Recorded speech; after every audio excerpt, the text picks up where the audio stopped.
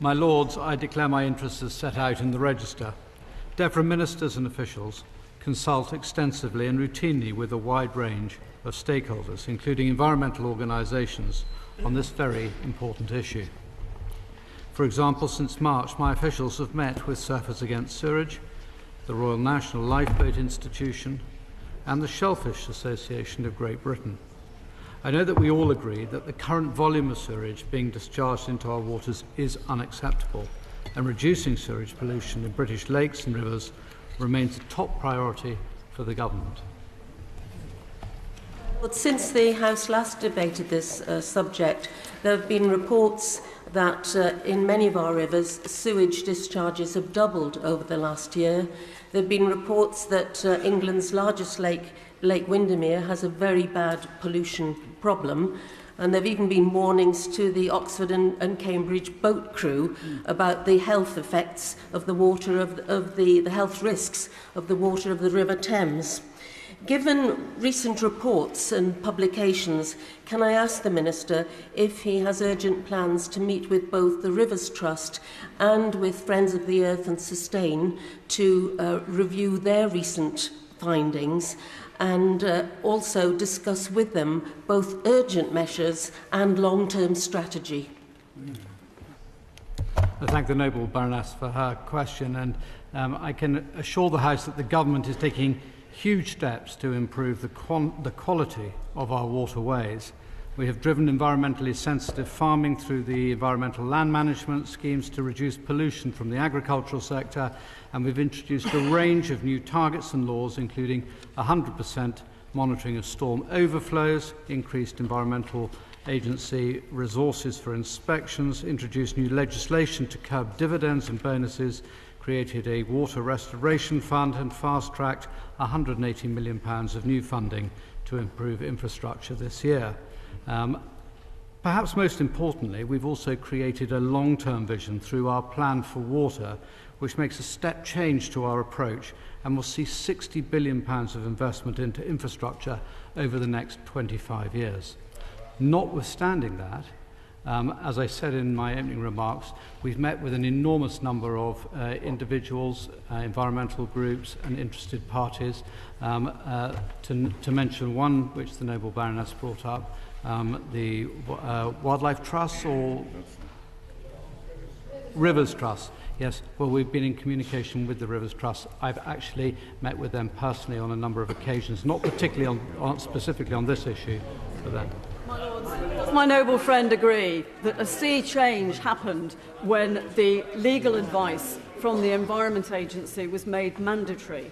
Will the Government agree to accord the same legal status to advice from water companies when it is unsafe for pipes to be connected to the existing sewage works of new build up to where there's a major development of 300? When is the Government going to bring forward the regulation to end the automatic right to connect and a mandatory requirement for SUDs, which will ensure that many sewage works work properly and that the sewage is not entering the lakes, the rivers and the sea? My noble friend raises a very good point. The water companies are consulted on these issues on a regular basis.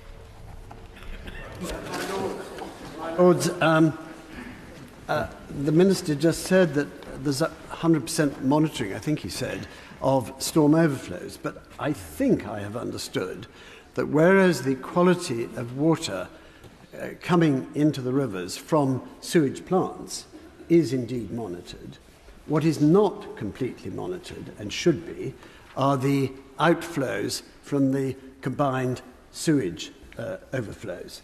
And that still needs further monitoring. And my question to the Minister is, would he, I suggest, meet the Environment Agency and suggest to them that they accelerate the programme of installing monitoring on the combined sewage overflows?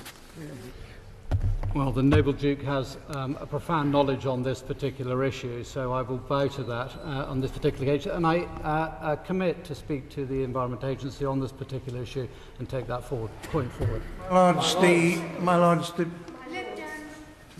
There should be a general principle of transparency and openness where water companies are concerned. A tribunal recently overturned ICO's decision to support a water company's attempt to withhold sewage flow data. It is unlikely that water companies will publish information unless forced to do so. Will the Minister change the strategic statement for Ofwat to make clear that transparency, the routine publication of sewage data, is a condition for licensing? I'll certainly commit to take the Noble Baroness's suggestion back to the Department. My Lords, it's the case, isn't it the case that the water companies, by the regulator and the ministers, have been allowed to rip off the general public for the last 13 years? Can the Minister guarantee that no water company will be nationalised and they will wait for them to be bankrupt and then take them into public ownership? My Lords, the Government is committed to a system of independent economic regulation and has no plans to bring the water companies into public ownership. Since privatisation, the private water sector model has unlocked around £215 billion of investment and delivered a wide range of benefits, including a five-fold decrease in supply interruptions to customers and a reductions in leakages by one-third. Lord, the Minister accept that much of the pollution of many rivers emanates from the effluent from chicken farms? And what specific targets does the Government have in mind to reduce this, and will it take legislative action to ensure that that is binding and does produce the results necessary? Noble Lord is quite right, and there is a significant issue with chicken manure in the Wye Valley. And there's recently been a plan to put together the Wye River plan, and I will ensure that goes ahead. My Lords, is it beyond an advanced country like this to have an ambition and a determination to have zero leakage of sewage into our rivers? Has the Government got such an ambition and a plan? If so, I'd be interested to know. Yes, I would point the Noble Baroness to the Plan for Water, which lays out very clearly the 25-year strategy to reduce storm overflows down to zero, and the investment plan that goes with that. My Lords, the Government has talked a lot about all the action it's been taken. This has been talked about for a couple of years, but the situation does seem to be getting worse. So can I ask, all this monitoring that's happening, how is that actually going to be used to drive forward change and a reduction at last? I think that one of the issues here that the Baroness raises is that we actually have a lot more information now available to us to look at. And when we didn't have storm overflow discharge information, we actually were ignorant of the amount of sewage that was going into our rivers, lakes and other waterways. And if you look at the results for the bathing water tests, for example, you can see a significant improvement over the last 15 years against all the measures we put in. My Lords, does my noble friend not recognise does my noble friend not recognise, until such time as the directors of the water companies are held personally responsible and they are fined and not the consumer having to pick up the costs of the fine, we will make no progress on this matter. Well, my noble friend is quite right, and that is why the Government has taken a number of actions recently to introduce restrictions on dividends and bonuses.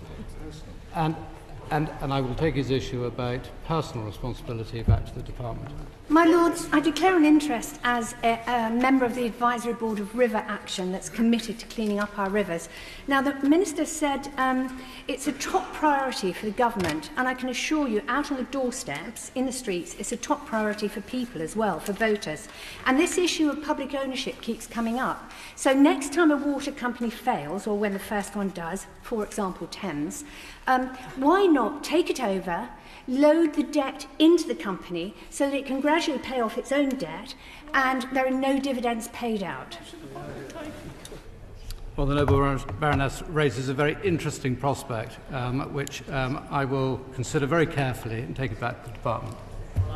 The great news is he mentioned the River Wye. There has been there a a citizen science army of people, actually a citizen science really monitoring the whole of that catchment area.